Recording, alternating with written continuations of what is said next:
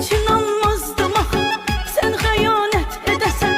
Elə bir zaman gələ aşıqı tərk edəsən. Nə rəvadır ki gülüm, çıxasan sən gedəsən. Bizi bir